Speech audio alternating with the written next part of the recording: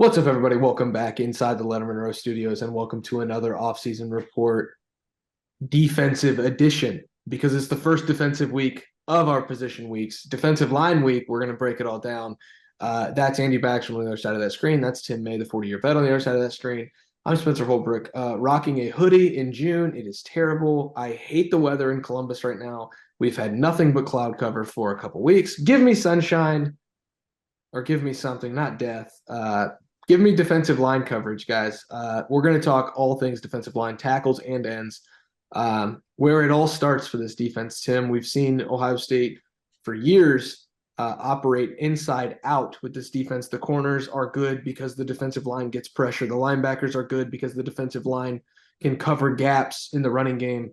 That has not been the case the last couple of years, and I think this defensive line unit knows it. It knows it has a chip on its shoulder. It needs to be better, and it will be better this year. What say you, Tim?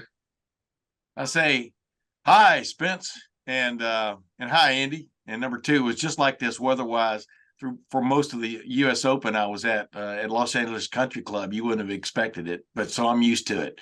But then past that, we've talked about this before many times, man. If this defense is going to really step up and be that unit everyone thinks it can be in the second year under Jim Knowles, and Jim Knowles will say it without saying it. I mean, the word he uses is consistency.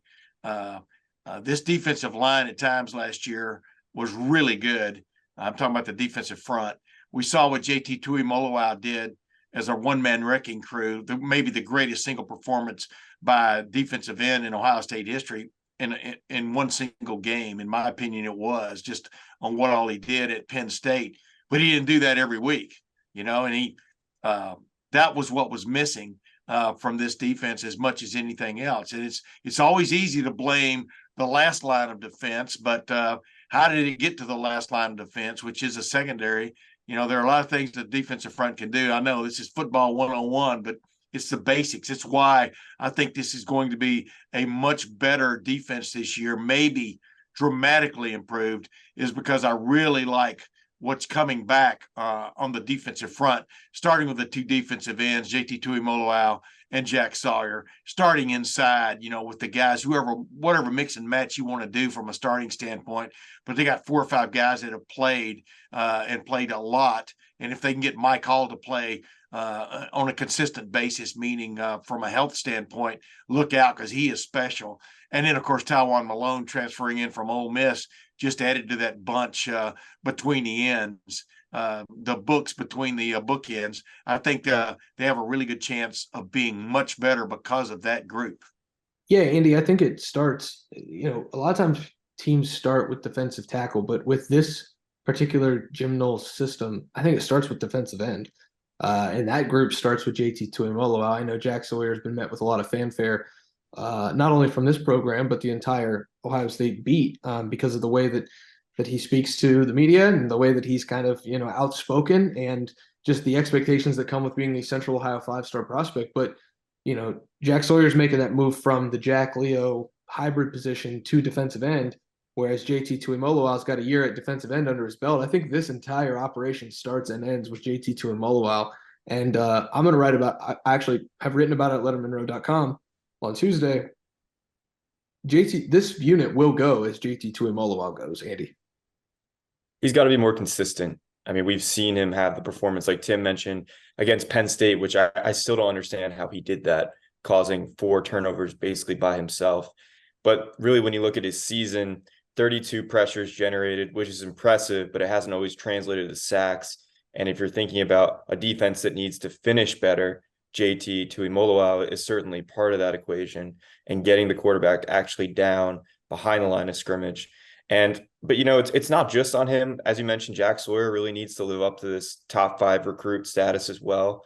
And there's really just a pressure on all of this defensive line, especially the defensive ends. But, you can only go long for so long on the recruiting trail, touting the names of Joey Bosa, Nick Bosa, and Chase Young, and maybe even like a Sam Hubbard nowadays. Like, that only works for so long. This is a what have you done for me lately kind of business.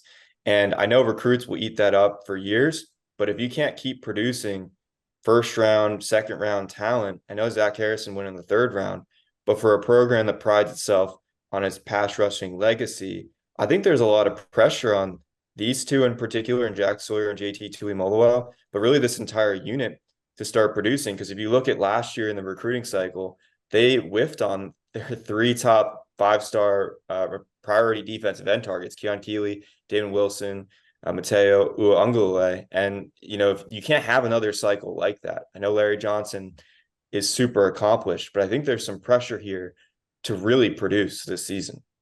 Yeah, Tim, and it's not just defensive ends. We got to cover the tackles too. A little bit in the same vein, Tim. I think back to 2019, and you had Devon Hamilton stuff in the middle there, and he was really, really good. Well, since then, it's been an expectations game and a game that has not been met. Those expectations have not been met. You look at Teron Vincent, Haskell Garrett in 2020. I guess Haskell Garrett was an All-American by a couple different platforms, and he was pretty good. But in 2021, he struggled. Tommy Togiai didn't really live up to expectations that people had for him. Oddly left a year earlier than many expected, and has been a fringe NFL guy.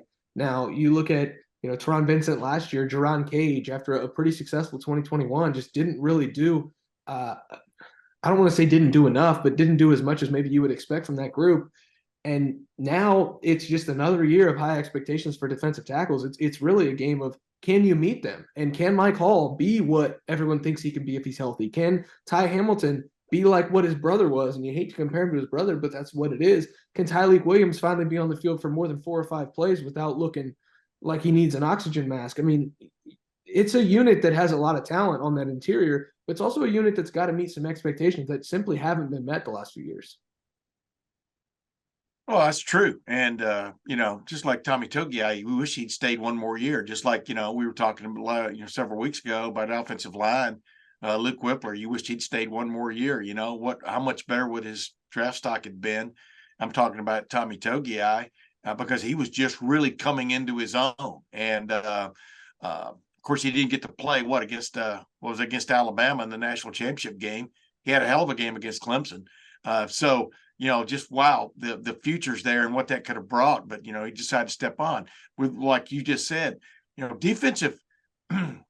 There are very few defensive tackles that I've seen, even across the board in college football. There have been some freaks, but very few who just stepped in right out of high school and just made a huge impact. It is always a development process, much like offensive line, much like the interior of an offensive line usually. And I think they're going to reap the benefits of Ty Hamilton, just like they did of Devon Hamilton, his older brother, several years ago. I mean, that's a guy this is a young man, Ty Hamilton, seems to have really grown into his body. That's a funny thing to say, but definitely has grown into his body now and is becoming a force. Tyleik Williams, you know what? I'm not that all hell bent on he's got to be in there for 8 straight plays to prove to me what he can do. It's just you'd like to see him make plays like he did. I mean, I'm trying to remember several of the plays he made several plays against Georgia, made several plays against Penn State, different games. You can spotlight some big time plays that he made. I'm talking about Tyleik Williams. You do want to see him be more consistent, but if that's just 3 plays in a row, hey, that's good enough for me, man. They've got some depth there now, especially bringing on Tywan Malone. And, and you got the young guys that could step up like Hero Canoe. There's a guy I've definitely got my eye on. I mean, I think he's got a motor about him. He should be physically more imposing than he was, just coming out of high school. We'll see where he can go. But there's a guy that I'm very interested in seeing if he can step up this fall. And then, right on down the line, when you look at Mike Hall, and just remember that one awkward press conference we had last year in the middle of the season when we got to talk to the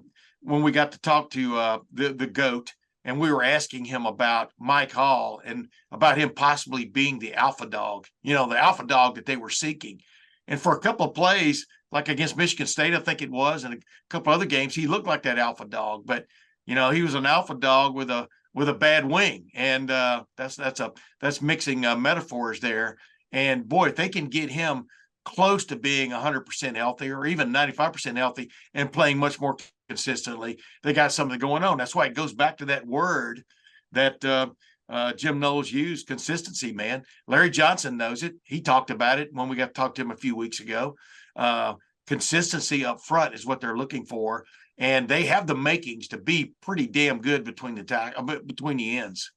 Yeah, Mike Hall, 7 snaps against Michigan State, had 4 sacks. One of them got called back for a penalty. But 7 snaps, 4 sacks. That's about as dominant as you could possibly. That's about as alpha dog as you can get. Yeah. Yeah, and you look at Tyleik Williams, who had a 4th down stuff against Penn State, a really crucial play in Ohio State territory.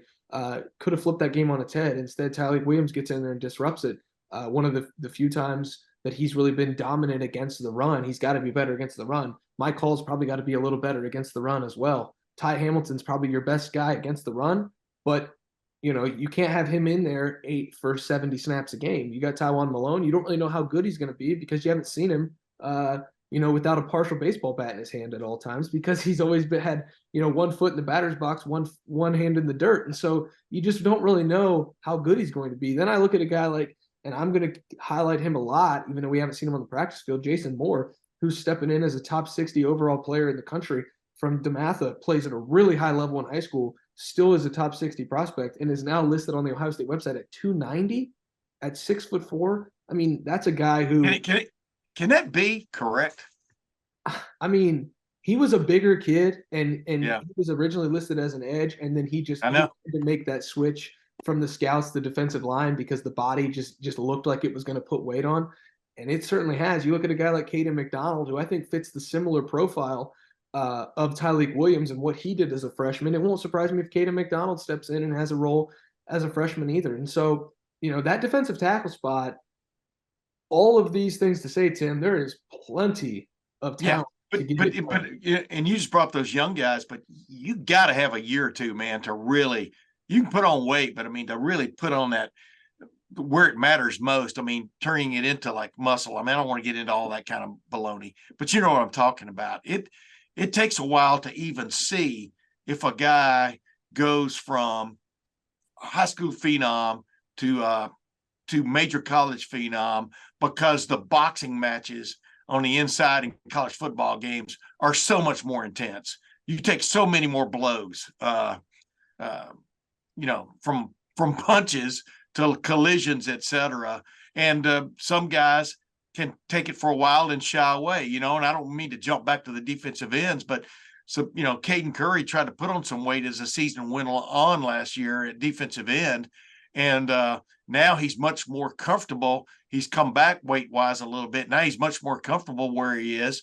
But it takes a while to grow into that new body that you formulate under Mickey Marotti and his staff and the nutritionists and stuff. And, and I'll just jump ahead too, man. I mean, the guy that really, I think, opened all of our eyes in the spring was Kenyatta Jackson. Wow. What can that guy bring? I mean, if he looks anything like he did in the spring, this fall, they got something going on at defensive end.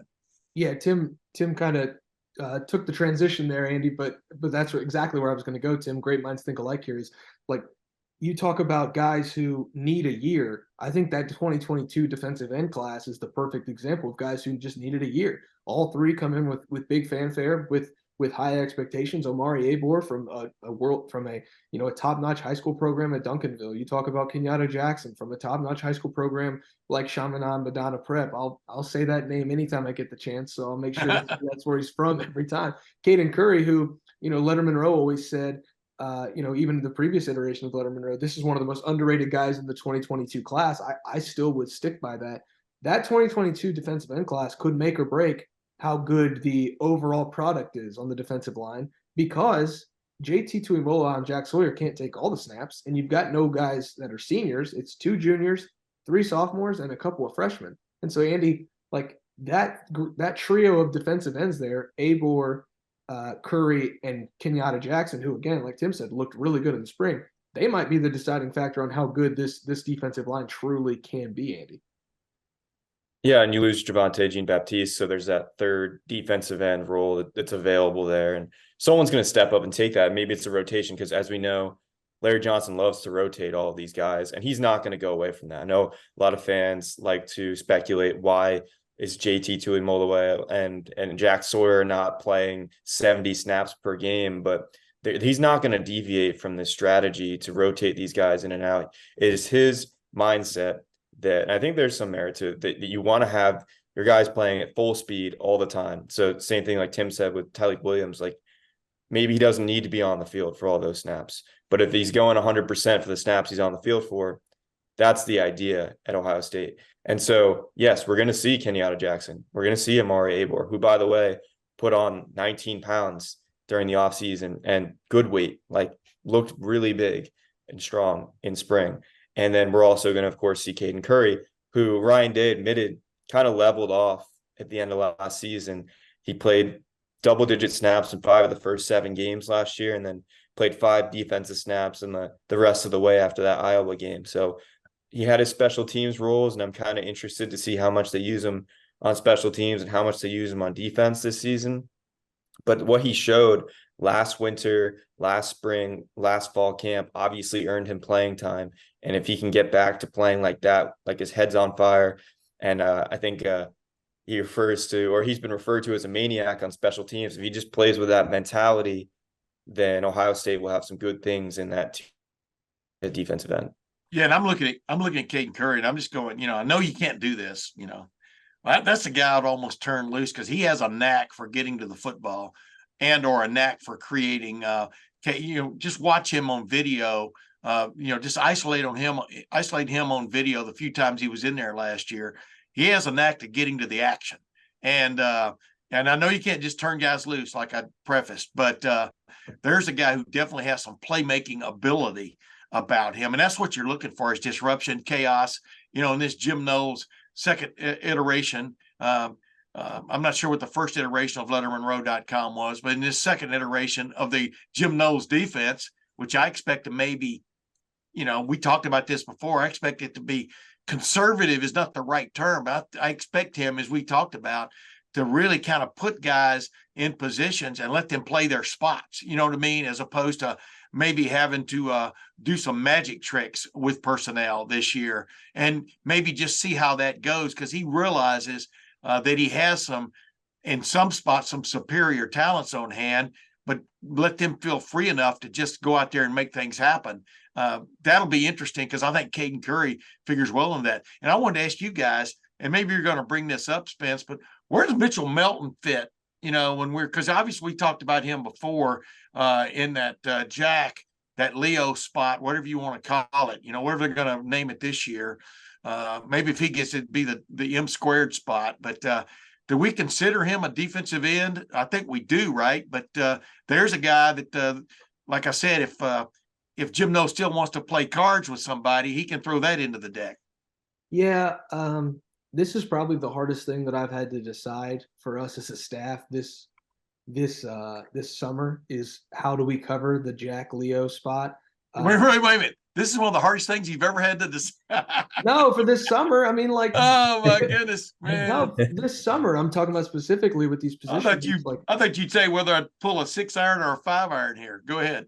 No, I got a job to do, Tim. I got to think about the Buckeyes more than I do my golf game. But okay, it's I was going to lump the Jack Leo, I don't really know even what to call it, which is even more confusing, into defensive line week.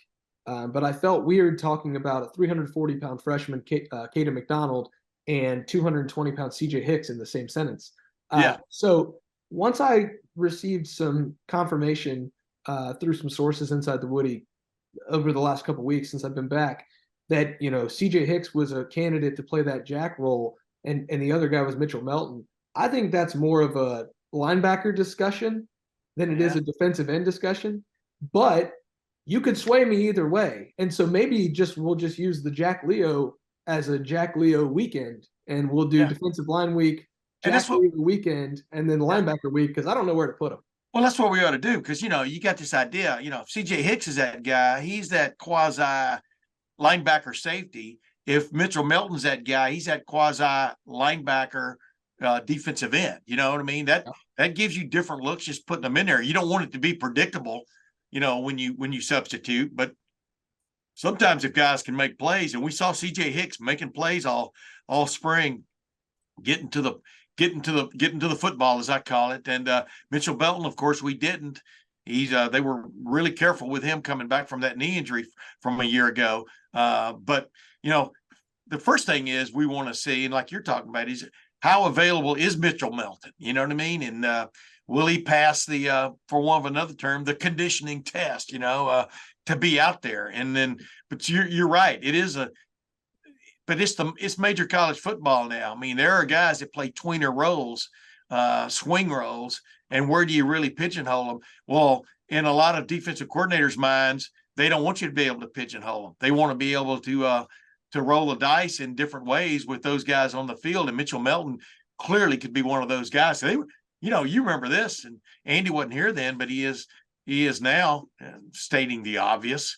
They were pretty fired up about Mitchell Melton going into the spring last year, just what he could bring to the table in that mix and match situation. So you're right. I mean, maybe that's a whole video unto itself when we get to the end of this series. Is just, wow, are we finally going to see the manifestation of what Jim Knowles has put together over these many years, or is he just going to play you straight up this year? Andy?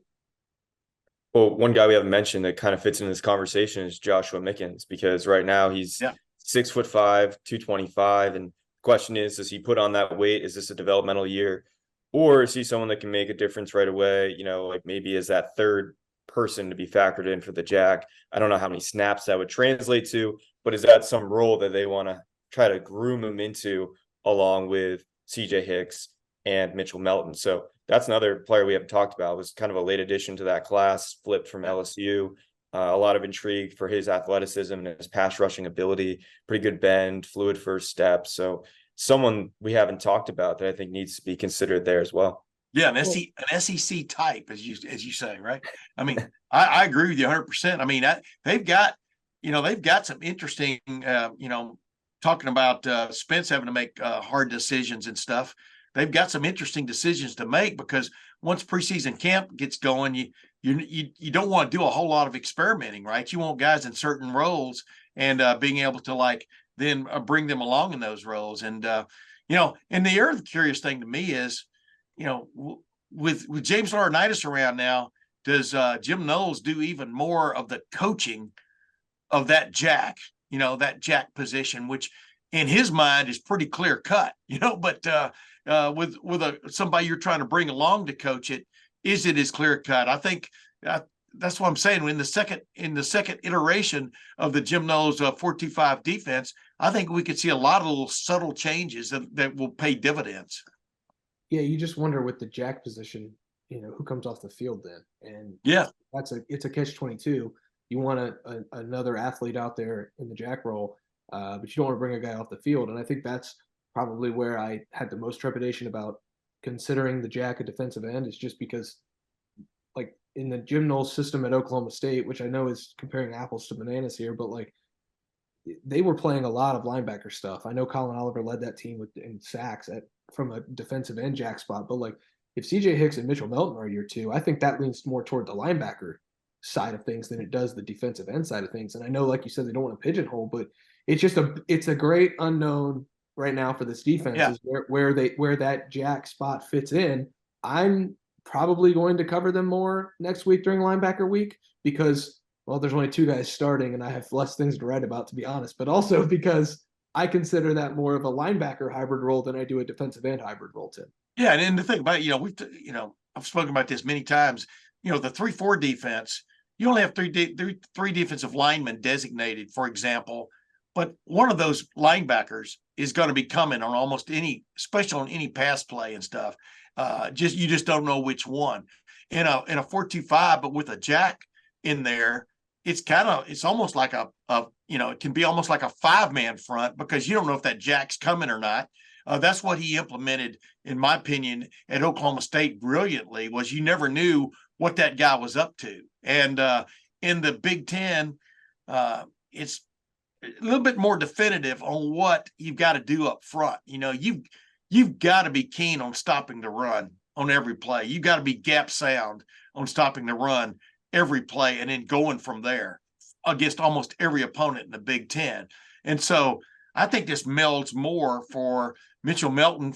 Mitchell Melton, if in fact he's ready to play, figuring more into this discussion about the defensive line than it does about the linebackers. But like you just talked about, Spence, he's going to be a quasi no matter what, right? And he's not going to supplant JT Tuimoloau and Jack Sawyer, and in my opinion, Kenyatta Jackson and Caden Curry, but Kenyatta Jackson, especially the way he just came on in the spring, those are your defensive ends. So where's he going to figure in? It makes more sense or fit in. That's what makes more sense, like you said, behind those guys. Yeah, and that Jim Knowles defense, when the Jack was really humming, really confused Lincoln Riley and Oklahoma and caused an upset win over Caleb. Oh, Williams, the eventual Heisman Trophy winner a year later. That's a clinic. That's a clinic video to watch on that one. Yeah, that shows you what the talent mixed with the scheme can do, and the talent is even heightened here at Ohio State. The defensive line, like Tim said, it all starts on the defensive line trying to stop the run. Ohio State has the defensive tackle talent to do that. They've got to meet the expectations. Defensive ends, you've got the talent to rack up a lot of sacks like a 2019 type of effort from the unit. You got to live up to those expectations. The standard is not changing at Ohio State. Like our friend Bobby Carpenter liked to say, the standard is the standard. It's not going to change. So this defensive line unit has a lot to answer to. Lettermen Row has a lot of answering to try to do in the preseason as part of Defensive Line Week, presented by Byers Auto. Andy Backstrom on the other side of that screen, Tim May on the other side of that screen, the 40-year vet. We're here covering the Buckeyes defensive line all week long. We're covering every position group all summer long, and we cover the Buckeyes football program all year long at LettermenRow.com. Come be a part of it. We're building something special. The Letterman Lounge message board is popping off here lately. Matt Parker with the recruiting coverage got some pretty key interviews after Ohio State's official visit weekend. Doing a great job over there. We're just rolling right along through the summer. Big Ten Media Days will be here in no time and right on into training camp. Again, Andy Backstrom, Tim May, the 40-year vet. I'm Spencer Holbrook. Thanks for watching. Thanks for listening. We will see you back next week for Linebackers Week at LettermenRow.com.